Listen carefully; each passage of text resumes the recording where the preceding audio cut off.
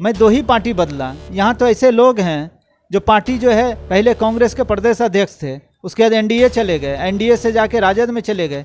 कितने लोग सवाल खड़ा कर रहे हैं? सवाल तो सिर्फ वैसे लोगों से खड़ा किया जा रहा है जो गरीब परिवार है। आज अगर हमने आनंद मोहन जी का मदद लिया, पप्पू यादव जी का मदद लिया, दरवाज़ा भी खुला है, लेकिन वो दरवाज़ा जहाँ लोग बोल नहीं सकते हैं, वो तो पार्टी एक दिन में पार्टी ज्वाइन कराते हैं, दूसरे दिन में टिकट दिलवाते हैं। क्या कहिएगा उसको?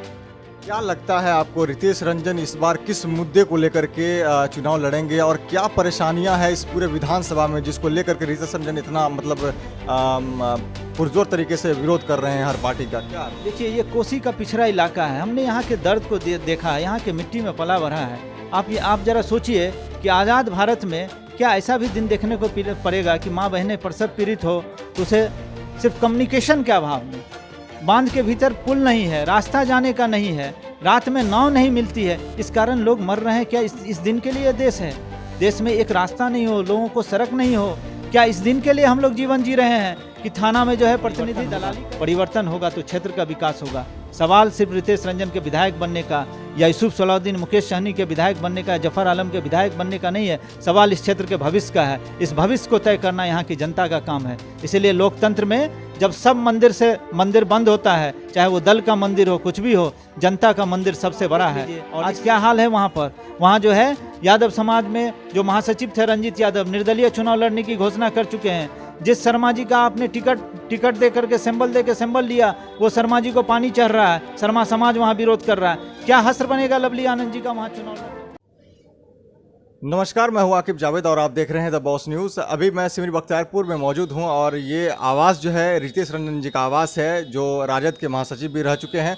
और आज जो है उन्होंने फैसला किया है पार्टी छोड़ने का और निर्दलीय लड़ने का। विधानसभा 76 से जो है सिमरी बख्तियारपुर से फैसला लिया है कि वो चुनाव लड़ेंगे, चाहे वो जिस हाल में हो, क्योंकि पार्टी ने जितने कार्यकर्ता थे उनको धोखा देने का काम किया है। विगत दिनों सिटिंग विधायक जफर आलम जी जो थे, उन्होंने भी पार्टी छोड़ने का काम किया और वो जन अधिकार पार्टी से चुनाव लड़ रहे हैं। ऐसे में इनसे पूछते हैं कि क्या स्थिति रहेगी और किस जो है सिंबल से चुनाव लड़ेंगे। सर, किस सिंबल से आप चुनाव लड़ना चाह रहे हैं? देखिए, अभी हमने कार्यकर्ताओं से बैठ के विचार विमर्श किया कि क्या करना चाहिए, क्योंकि पार्टी समर्पित कार्यकर्ताओं को नकार रही है, तो पार्टी को भी आईना दिखाना है और क्षेत्र का भी विकास करना है। इसीलिए हमने सबों के निर्णय से, सहमति से ये निर्णय लिया कि 19 तारीख को नॉमिनेशन करूंगा एक निर्दलीय प्रत्याशी के रूप में। तो आपका मेन मोटिव क्या रहेगा? आप क्यों लड़ना चाहते हैं, मतलब निर्दलीय से, ये बताइए। देखिए, मेरी लड़ाई का सबसे पहला कारण है, अगर कोई समाज सेवी व्यक्ति किसी भी दल से लड़ रहा होता तो मैं कभी चुनाव नहीं लड़ता, मैं उनकी मदद में खड़ा हो जाता। क्योंकि किसी दल का ना सिद्धांत रहा, ना विचारधारा रहा। आज के समय में किसी दल से हस्ताक्षर का स्याही नहीं सूखता, लोग दूसरे दल में चले जाते हैं, वहाँ से टिकट ले लेते हैं। क्या अब वो विचारधारा बचा है क्या? जब लोग जयप्रकाश नारायण जिस विचारधारा पे राजद चलती थी, लालू प्रसाद यादव जिस विचारधारा पे इस पार्टी को यहाँ तक लाए, आज उस विचारधारा पे पार्टी नहीं रही है। इसलिए हम लोगों का निर्णय है कि हम जो है आईना दिखाएंगे पार्टी को भी और आईना दिखाएंगे यहाँ धन पशु को भी। अच्छा, कुछ लोगों का ये भी कहना है कि रितेश रंजन जी लगातार जो है ये पार्टी बदल के वो पार्टी में जाते हैं, वो पार्टी बदल के वो पार्टी में जाते हैं, उनका तो कुछ है ही नहीं। मतलब क्या सोचते हैं, क्या करते हैं, कुछ समझ में नहीं आता है। सब क्या बोलना? नहीं, देखिए, आज तक मैंने 2 पार्टी बदली है। एक पार्टी जो है मैं बीजेपी की सदस्यता लिया, दूसरा मैंने लोजद की सदस्यता लिया। और लोजद में काम और उपचुनाव के काम को देखते हुए जब लोजद मर्ज कर गई, मैंने शरद यादव लालटेन के सिंबल पे लड़ गए, तो उसी समय तेजस्वी यादव जी ने उपचुनाव के काम को देखते हुए मुझे प्रदेश सचिव में लिया, जिसकी मुझे जानकारी जब घोषणा हुई तब हुई। मैं 2 ही पार्टी बदला। यहाँ तो ऐसे लोग हैं जो पार्टी जो है पहले कांग्रेस के प्रदेश अध्यक्ष थे, उसके बाद एनडीए चले गए, एनडीए से जाके राजद में चले गए। कितने लोग सवाल खड़ा कर रहे हैं? सवाल तो सिर्फ वैसे लोगों से खड़ा किया जा रहा है जो गरीब परिवार है। आज अगर हमने आनंद मोहन जी का मदद लिया, पप्पू यादव जी का मदद लिया, तो व्यक्तिगत रिलेशन पे लिया, व्यक्तिगत हमारा संबंध था, जहां हमको ताकत की आवश्यकता महसूस हुई। मैं कमज़ोर था, कमज़ोर वर्ग से हूं, इसलिए मैंने उस ताकत को लिया। मैंने पार्टी कोई ज्वाइन नहीं किया, पार्टी सिर्फ बीजेपी ज्वाइन किया, उसके बाद मैंने ये शरद जी के पार्टी में ज्वाइन किया। लोग, चूँकि हम ऐसे लोग हैं, बहुत साधारण परिवार के लोग हैं, घर की मुर्गी दाल बराबर, उस तरह से लोगों को जो बोलना है इस दरवाजे पे बोलते हैं, दरवाज़ा भी खुला है। लेकिन वो दरवाज़ा जहाँ लोग बोल नहीं सकते हैं, वो तो पार्टी एक दिन में पार्टी ज्वाइन कराते हैं, दूसरे दिन में टिकट दिलवाते हैं। क्या कहिएगा उसको? क्या लगता है आपको, रितेश रंजन इस बार किस मुद्दे को लेकर के चुनाव लड़ेंगे और क्या परेशानियां हैं इस पूरे विधानसभा में जिसको लेकर के रितेश रंजन इतना मतलब पुरजोर तरीके से विरोध कर रहे हैं हर पार्टी का? क्या देखिए, ये कोसी का पिछड़ा इलाका है, हमने यहाँ के दर्द को देखा है, यहाँ के मिट्टी में पला बढ़ा है। आप जरा सोचिए कि आज़ाद भारत में क्या ऐसा भी दिन देखने को पड़ेगा कि माँ बहनें प्रसव पीड़ित हो तो उसे सिर्फ कम्युनिकेशन के अभाव में, बांध के भीतर पुल नहीं है, रास्ता जाने का नहीं है, रात में नाव नहीं मिलती है, इस कारण लोग मर रहे हैं। क्या इस दिन के लिए ये देश है? देश में एक रास्ता नहीं हो, लोगों को सड़क नहीं हो, क्या इस दिन के लिए हम लोग जीवन जी रहे हैं कि थाना में जो है प्रतिनिधि दलाली करे, थाना अध्यक्ष को जो है पैसा दिलवाने का काम करे? क्या इस दिन के लिए हम लोग जीवन जी रहे हैं कि ब्लॉक में चाहे अनुमंडल में एक जाति आवासीय बनाने में लोगों को पैसा देना पड़े? हम जो है इन सारी व्यवस्था को परिवर्तन होगा। ये बात जरूर है कि हम लोगों के दिल में हिम्मत है, दिल में दर्द है, संवेदना है, इसलिए काम करना चाहते हैं और इस सम्मान से काम करते हैं कि जनता जागरूक है, जनता को समझ में आएगा और ये परिवर्तन होगा। परिवर्तन होगा तो क्षेत्र का विकास होगा।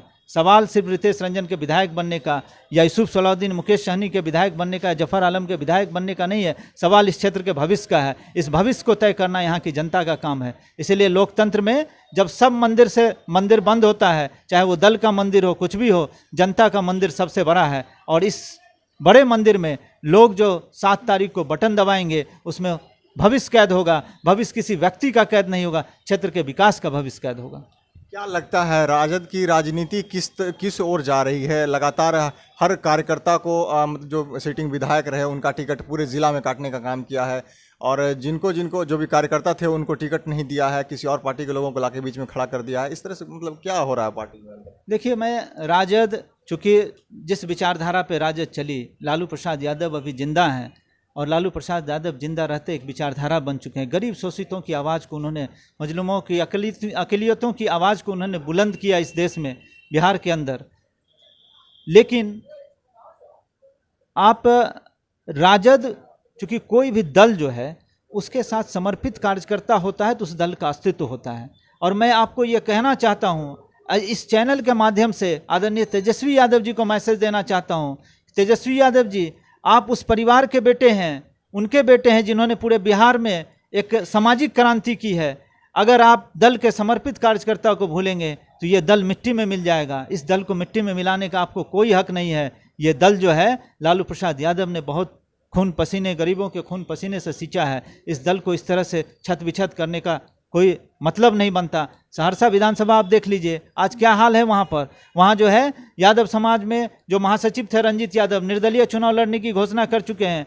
जिस शर्मा जी का आपने टिकट दे करके सिंबल लिया, वो शर्मा जी को पानी चढ़ रहा है, शर्मा समाज वहाँ विरोध कर रहा है। क्या हश्र बनेगा लवली आनंद जी का वहाँ चुनाव लड़ने पर? महिषी में आदरणीय गफूर साहब, जो इस इलाके में मुसलमान के एक बड़े नेता हुए और उनका कार्यकाल के पीरियड में उनका मौत हो गया, उनका बेटा रज्जाक जी थे। आप इतना परिवारवाद चलाए, अगर उसी दल का एक बेटा अगर चुनाव लड़ लेता तो आज आपके ऊपर आरोप नहीं लगता। एक आदमी जो है 1 दिन पहले, 10 दिन पहले आता है, भले वो बहुत अच्छा हो, सामाजिक व्यक्ति हो, सामाजिक चरित्र का व्यक्ति हो, लेकिन दल के लिए ये बहुत ही खराब है। दल का माने पतन होना शुरू हो जाएगा, दल मिट्टी में मिल जाएगा। इस बार बड़ी अच्छी संभावना थी आदरणीय तेजस्वी यादव जी को मुख्यमंत्री बनने का, लेकिन जो उनके सलाहकार और उन्होंने जो निर्णय लिया, ये निर्णय उनको भारी ऐतिहासिक पछतावा होगा। आज चुनाव का रिजल्ट आने दीजिए।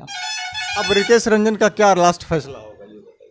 मेरा लास्ट फैसला, मैं दल से, चूंकि मैं एक साधारण कार्यकर्ता था, सिपाही था, विचारधारा नाम की चीज़ नहीं रही। विचारधारा और सिद्धांत होता तो वैसे विचारधारा के लोगों को अपने दल में ला करके टिकट नहीं देते। इसीलिए मैं विचारधारा और सिद्धांत अब किसी दल में नहीं रह गया। मैं अपना स्वतंत्र स्टैंड ले रहा हूँ और मैं ये देख रहा हूँ कि यहाँ के लोगों के प्रति मैं समर्पित हूँ और लोगों के लिए काम करूँगा। बस उसी आधार पर मैं चुनाव में कूद गया।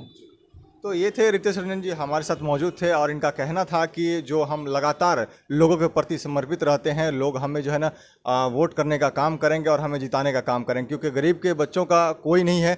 आज के तारीख में जहां पैसा है वहीं टिकट मिलता है और हम लगातार अभी भी हम लालू यादव के जो है नेतृत्व में चलने का काम करेंगे, मगर तेजस्वी जी जो काम किए हैं उसके अंदर रहना हमारे लिए संभव नहीं है। आप बने रहें हमारे साथ, देखते रहें द बॉस न्यूज़। अगर आप फेसबुक पर देख रहे हैं तो हमें लाइक करें, शेयर करें और यूट्यूब पर देख रहे हैं सब्सक्राइब करें। धन्यवाद।